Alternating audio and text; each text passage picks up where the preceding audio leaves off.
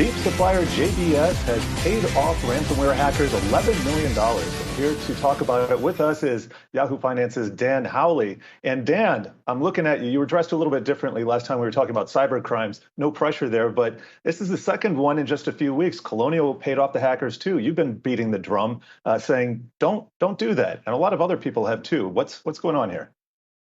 Yeah, they ended up paying $11 million in ransom.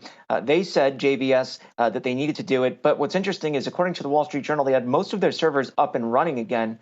They said, though, that the reason why they paid was because they couldn't confirm that the hackers didn't have another means of getting into their system, and then they would have gone and attacked JBS again. So they ended up paying that $11 million ransom. And as you said, this came after Colonial Pipeline paid more than $4 million in ransom.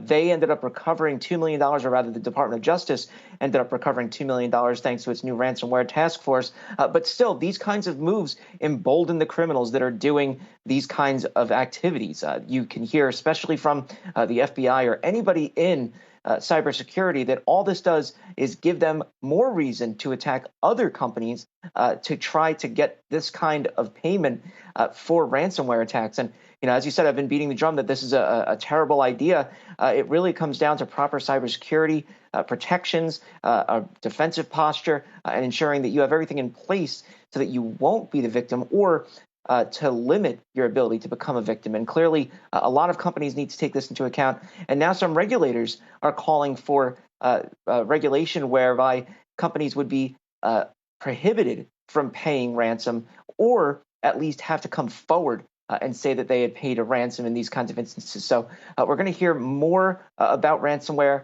This is not going away anytime soon. The attacks are just ratcheting up more and more. So I expect to be back in a few days talking about another attack.